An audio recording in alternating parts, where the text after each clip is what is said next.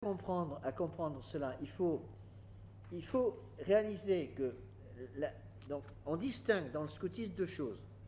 Partie pratique qui ne m'intéresse pas, enfin qui est intéressante en soi, qui n'est pas mauvaise pour les enfants, qui leur fait même beaucoup de bien, à savoir apprendre aux enfants à se débrouiller. Ce n'est pas de ce scoutisme-là dont je parle.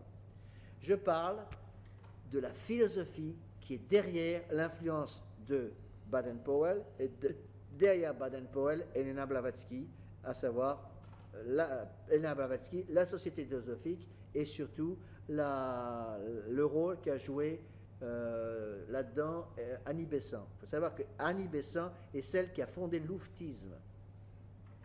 Il y a l'influence où il est tout petit. Louveteau, il commence à, je ne sais pas quel âge maintenant, 7-8 ans, quelque chose comme ça, à peu près. Bon. Pourquoi croyez-vous que le gouvernement est en train de faire passer des nouvelles lois actuellement pour obliger les enfants de 3 ans à aller à l'école? Même 2 ans? Possible, oui. 2-3 ans à aller à l'école, c'est pas pour rien. D'accord? Donc, il y a derrière tout ça, donc, une spiritualité scout. Je prends souvent une comparaison qui ne plaît pas du tout à certaines personnes, mais je la donne quand même, parce que ça vous aidera à comprendre. Si vous voulez, la spiritualité du scoutisme est au Nouvel Âge ce que, si vous voulez, la jeunesse hitlérienne était au système du national-socialisme. Hitler, quand il a voulu faire passer le national-socialisme, n'a pas arrêté de vouloir attraper les enfants le plus tôt possible. Donc, on les formait dans la jeunesse hitlérienne pour les couper complètement du bon Dieu.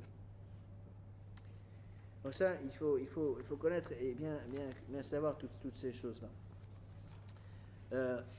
Alors, je vous donne un exemple qui est aussi important. Quand j'ai publié tout ça, donc j'ai eu toute une série de gens qui m'ont injurié pas mal.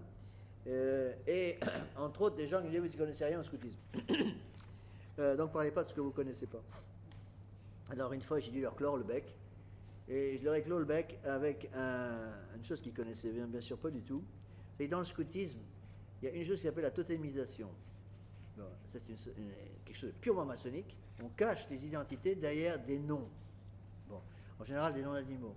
Alors, vous êtes peut-être totémisé comme le hibou de la Grande Mue, je ne sais pas trop quoi. Mais en fait, ça veut dire quelque chose derrière. Et j'ai eu avec moi un prêtre dont je ne donnerai pas le nom, qui était scout à 450% au moins. Bon, c'était vraiment scoutisme avant toute chose, presque à la limite, il était scout avant d'être catholique. Mais c'était un bon point sur un tas de choses, mais alors là-dessus, c'était intouchable. Le scoutisme, pour lui, c'était sa 4e personne à la Sainte Trinité. Et il m'a fait savoir plusieurs fois que je n'avais pas le droit de parler du scoutisme parce que je ne connaissais rien au scoutisme. Bon. Et j'en ai eu assez. Et un jour, je lui ai dit, Monsieur l'abbé, j'ai dit à plusieurs autres personnes, Monsieur l'abbé, est-ce que vous connaissez quelqu'un qui s'appelle dans le scoutisme Oncle Bob? Alors, il m'a regardé de travers, et je lui ai dit, vous avez entendu parler d'Oncle Bob et de Vieux Castor. C'était les 2 noms de totem des fondateurs du scoutisme de Baden-Powell en France. Tous les scouts savent que les 2 personnes qui ont fondé le scoutisme en France, le scoutisme de Baden-Powell, c'est 2 personnes qui se cachent derrière des noms d'emprunt qui sont des noms de totem. Le premier se cache sous le nom de Vieux Castor et le deuxième sous le nom de Oncle Bob. Bon.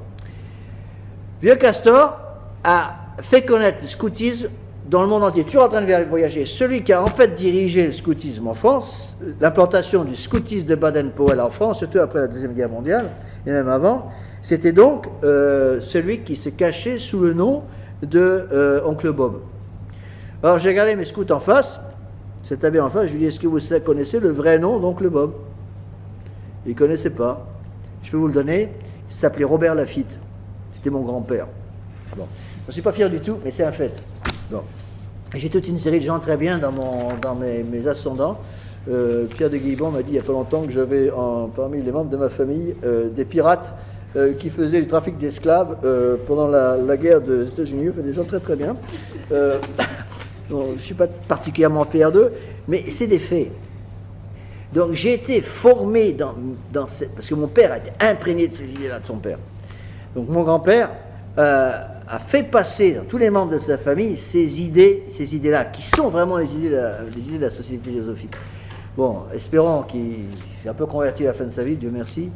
J'espère qu'il est mort en état de grâce, priez pour lui. Mais c'est pour vous faire comprendre que je ne parle pas de choses que je ne connais pas, parce que souvent c'est un argument qu'on a.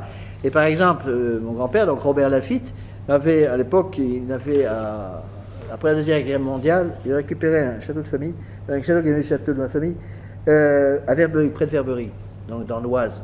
Et c'est là qu'il a formé tous les chefs du scoutisme de Baden-Powell. Pratiquement tous étaient formés là. Bon. Donc vous voyez que c'est tout à fait un état d'esprit. Bon. Alors Baden-Powell, pour revenir un petit peu à nos moutons, essayer de finir avant minuit, j'ai promis que je ne garderai pas plus de 2 heures. Donc prenez en bas de la page 1 de numéro 56, lettre 56. Donc Baden-Powell était franc-maçon, très versé dans la société occulte et faisant partie de la société théosophique. Si vous ne croyez pas, demandez à n'importe quel scout, ou des gens qui sont des chefs scouts, ou des gens qui vous parlent du scoutisme en longueur de journée, vous leur demandez la question, mais Baden-Powell n'était pas maçon? Dans quelle société maçonnique avait-il été formé? Ils ne vous répondent jamais. En général, ils ne savent même pas d'ailleurs. Vous pouvez leur dire, il a été formé dans la société théosophique. Société théosophique dont le principe fondateur, donc dans ce qu'ils appellent les bylaws aux États-Unis, dans les lois, les textes de fondation, disent expressément, nous sommes ici dans la société philosophique, notre but c'est l'éradication du christianisme de la face de la terre. Charmant. Donc,